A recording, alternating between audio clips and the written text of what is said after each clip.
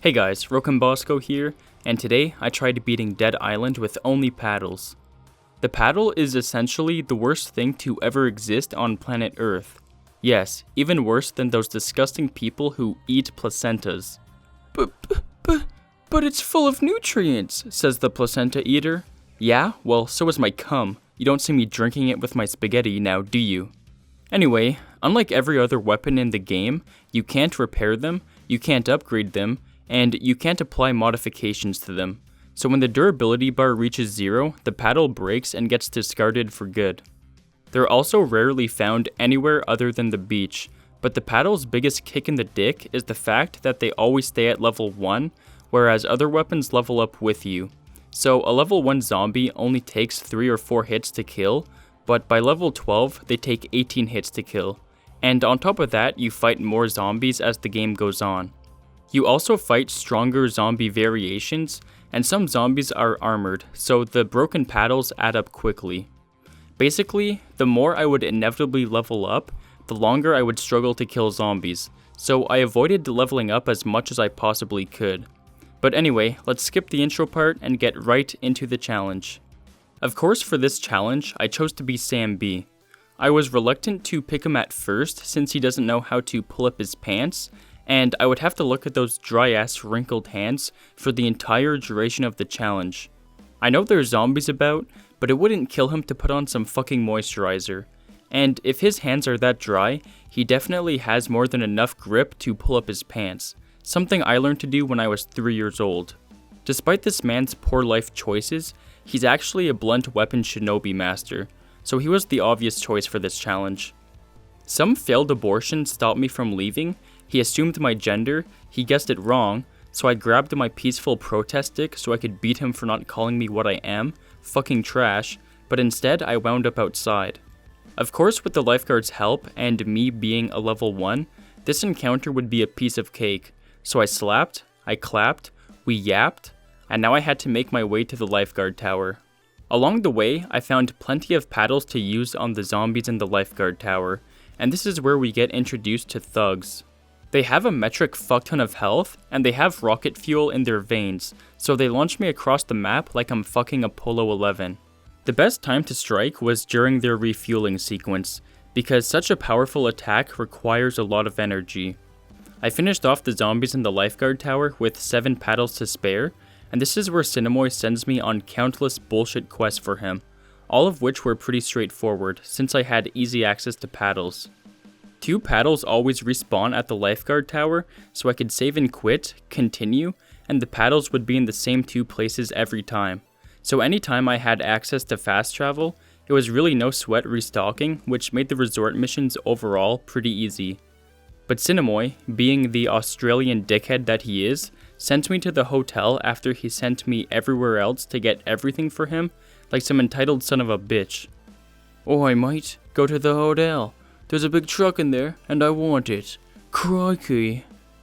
If I was Cinemoy's mother, I would slap that stupid fucking tattoo off of his face, and then I'd dropkick myself in the uterus for raising such a useless asshole of a son.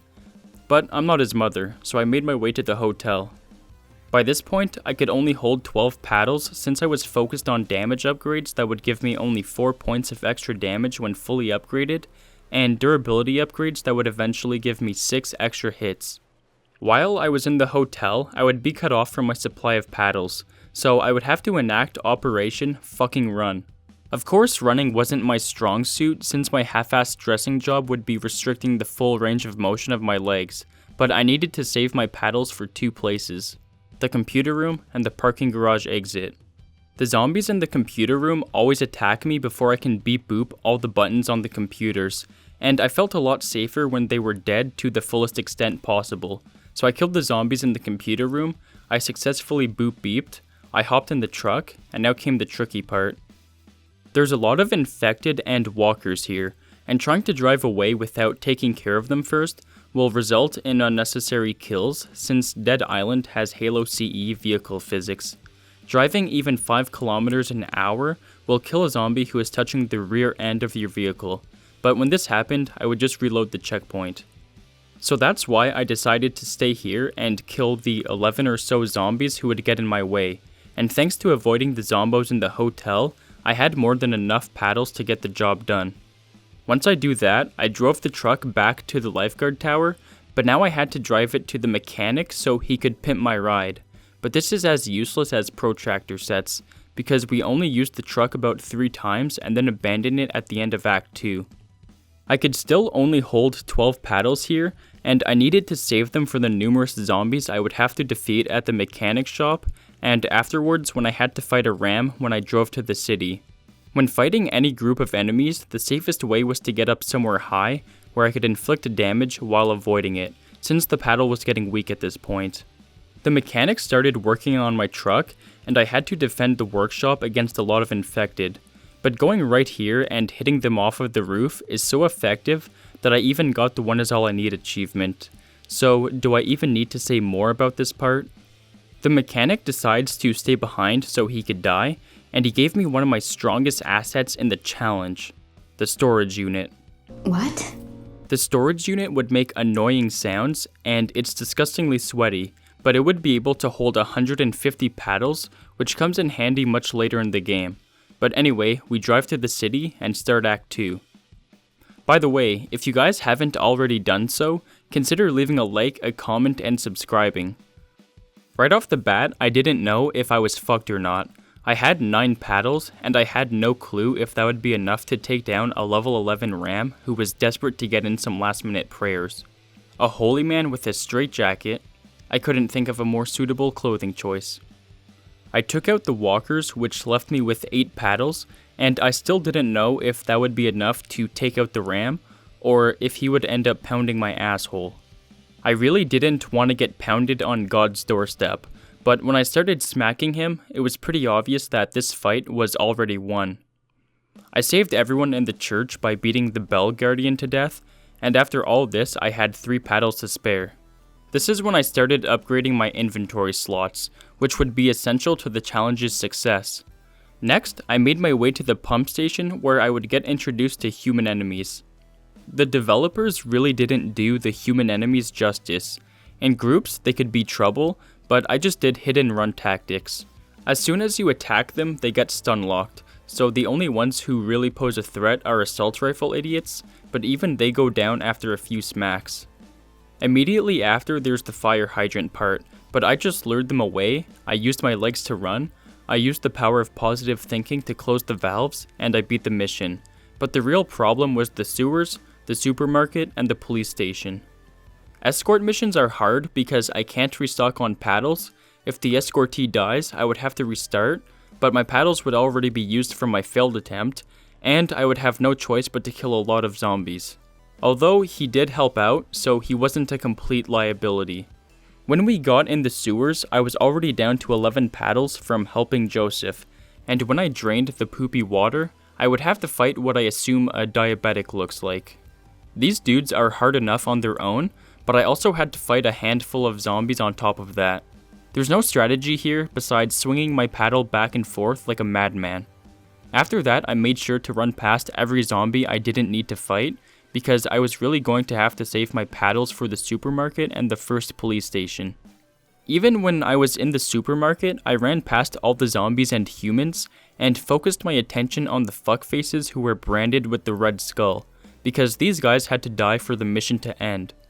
Same thing as usual, hit and run tactics, but now I had the headshot attack, so it was hard to stun lock them, which resulted in me getting killed. Also, I was glad to see that I'm not the only one who couldn't dress myself. I couldn't tell whether these guys were punks or pimps, but either way, I slapped their nipples off without question. When I started fighting the last assault rifle dude, I was down to 3 paddles and finished him off with 2 remaining. I loaded the food onto the crate, I delivered it to the peeps, I ran past everyone in the sewers, I made it back to the police station, which has now been overrun, and I had to save my remaining 2 paddles for Todd the Thug. Up until this point, I never even considered throwing my paddles, because thrown weapons have infinite durability, so I decided to only use it in a real pinch. But thanks to the shitty physics engine, when you throw a paddle, they'll end up teleporting to another plane of existence. I don't know where my paddles end up, but I hope that wherever they are, they've settled down with a nice waifu. But when this happened, I would reload checkpoint, effectively regaining my paddle, but stripping my paddles of their happy new lives. I may not be a villain in this story, but I'm definitely not a hero. After 10 billion throws, I finished him off and returned to the church. I felt like shit for stripping Paddle of his dream life. Him and his brothers faithfully served me up until now, so damn it, I was gonna get him a new wife. She wasn't an anime girl, but damn it, she loved paddles. But turns out, she's been kidnapped, so I had to save her or die trying. I ran past all the zombies in the first half of the police station, and when it came to the humans, I did the hit and run tactics, so nothing new here. It was a tough battle in the final room, but 16 paddles was more than enough here, so I finished off the big cheese with 7 paddles to spare, and he himself was quite easy. So we saved my storage unit, her and Paddle got married, they had a lot of kids, and I beat the mission. There's a few more missions for Act 2, but nothing worth mentioning, as they weren't really a problem. Ryder White tells us to go to the jungle so we can make our way to the prison, so I escort the storage unit, and we begin Act 3. Act 3 is easier than Act 2 since I'm never cut off from my paddle supply. There were some tough parts here like fighting Afran, and the parts where I had to escort Opie and Yirima, but when I was fighting Afran, I could run past literally the entire camp of enemies. Except for 2 guys who were preventing me from getting into the door. Afran is a strong opponent, but I killed him with paddles to spare. And then there's the escort parts, which are normally pretty hard, but the whole time I have access to my storage unit, so my paddle supply is covered through this whole section. And if you run about 70 meters from an ally, they're invincible until you return. On top of that, my allies also get their health back. So I lured away the zombies and killed them one at a time. Escorting Opie was way too easy, especially since he can fight with me. However, escorting Yirima was a little more challenging since she's really weak and can't fight back. But I just used a car to make a barricade so she couldn't get attacked, and then I killed the zombies from a distance. So there's nothing in Act 3 that we haven't already seen in Act 2. We make some last minute preparations to leave for the prison, but the lab gets attacked by zombies. So I killed everything in the lab, I filled my storage unit with paddles, and I made my way to the prison.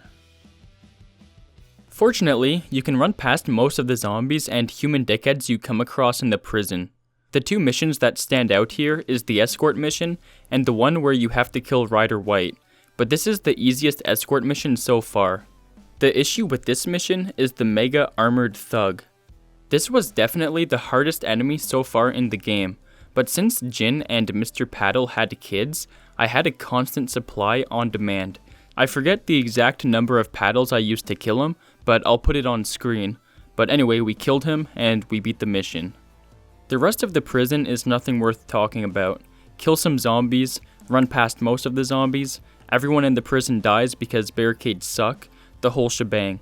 So now it was just the few of us left. I ran past all the zombies on the next 2 floors, and then it was time to kill Ryder, the main antagonist of the game, which I'm just now talking about. But that's because the story of Dead Island is pretty dumb. I had to use 1 paddle to kill the BIDF guards. I confront Ryder, and then he crippled me by killing my storage unit and all of Mr. Paddle's babies, so now it was time for revenge. I would have to make do with 17 paddles, and killing Ryder took 3 whole hours, so I'll try to shorten this as much as possible. But to see the full final fight, I'll post it on my brand new proof channel. I made a bunch of duplicate files in case I fucked up, but basically there's 3 factors that needed to be perfect here.